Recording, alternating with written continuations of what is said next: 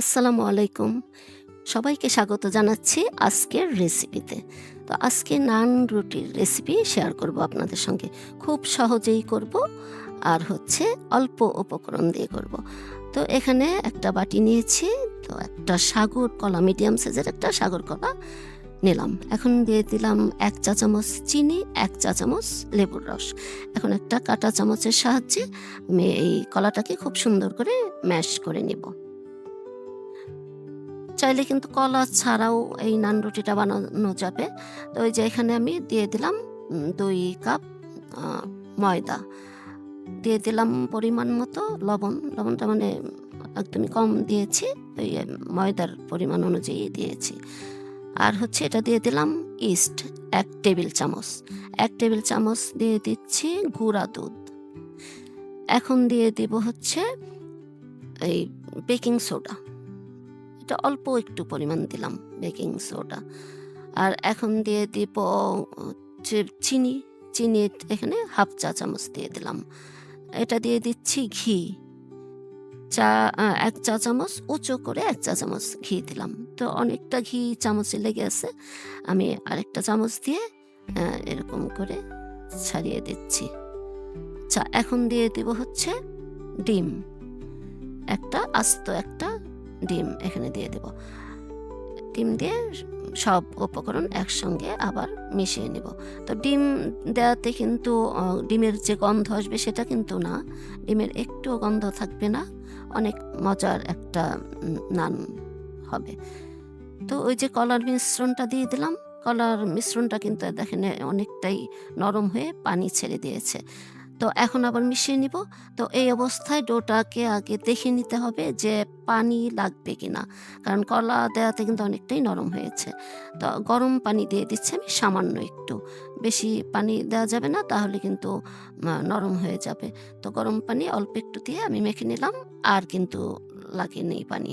তো আমার মাখা হয়ে গেছে।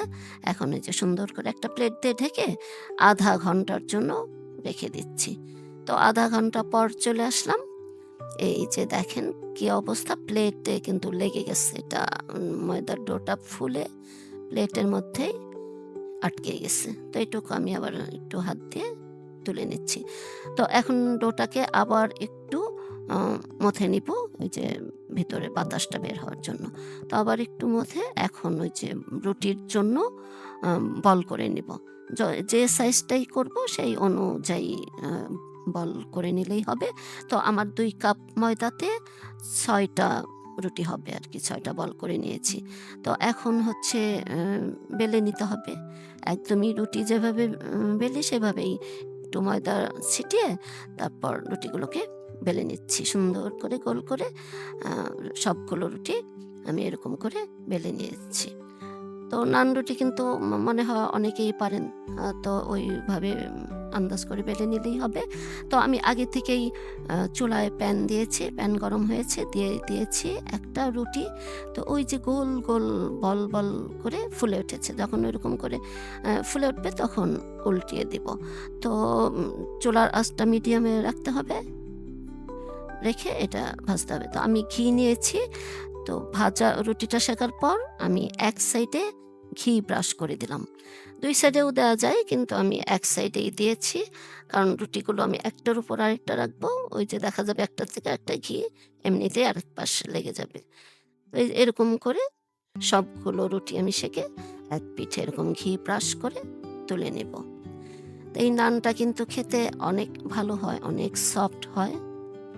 কি বলবো আসলে, বাসায় তৈরি না করলে এটা বোঝা যাবে না।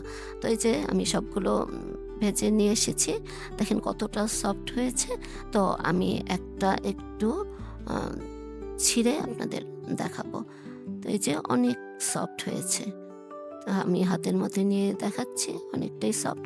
তো আমি এক সাইড থেকে একটু ছিঁড়ে আপনাদের দেখাচ্ছি। তো এটা কতটা সফট, এটা কিন্তু আমার এই যে ছেঁড়ার ভাব থেকেই বোঝা যায়, একদম নরম তুলতুলে। তো আজকের মতো চলে যাচ্ছি। সবাই ভালো থাকবেন। খুব তাড়াতাড়ি আবার নতুন কোনো রেসিপি নিয়ে আসবো। আল্লাহ হাফেজ।